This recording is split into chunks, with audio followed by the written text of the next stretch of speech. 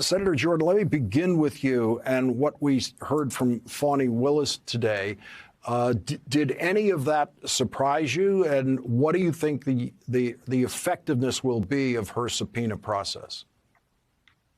Look, none of it surprised me. They have been very intentional in terms of how they've approached this. They've been very serious.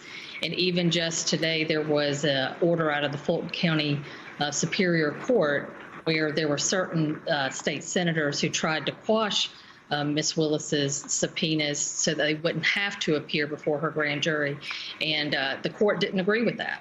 The court said to the extent that they've had communications with third parties in terms of some kind of larger criminal activity or enterprise, then it's absolutely appropriate for her to inquire. So it's serious.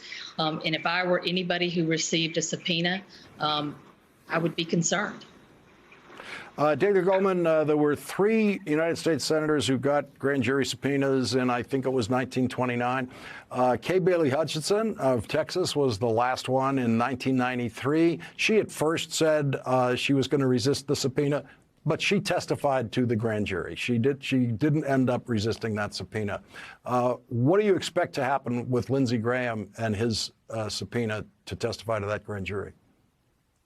I have absolutely no idea. The statement by the criminal defense lawyer is completely nonsensical.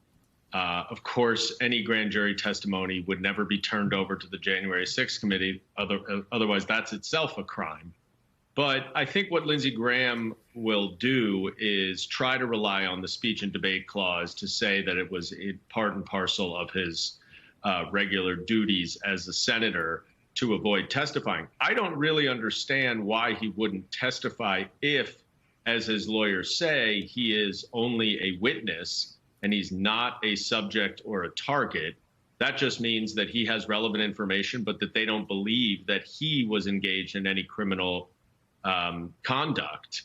We know, Lawrence, as you may remember, that he reached out to Brad Raffensperger himself shortly after the election, before Donald Trump reached out to Raffensperger.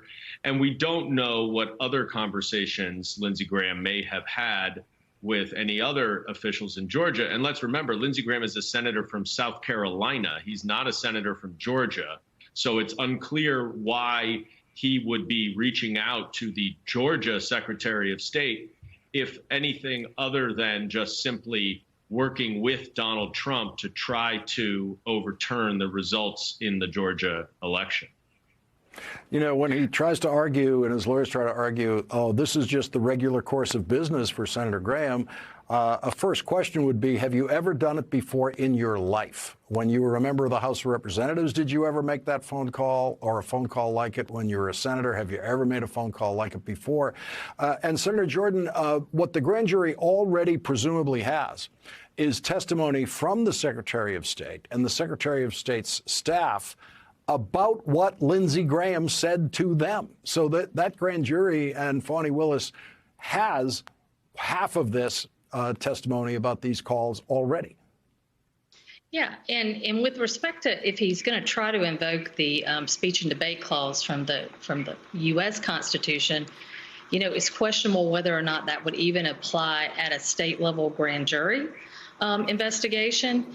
And so, you know, kind of what was implied from his lawyer's statement in terms that he's not a subject or a target, you know, I almost wanted to read into that kind of ... for now. And so, yeah, I mean, I think they know what's going on. I think they know what happened on that call, and they're going to want to talk to the senator about it.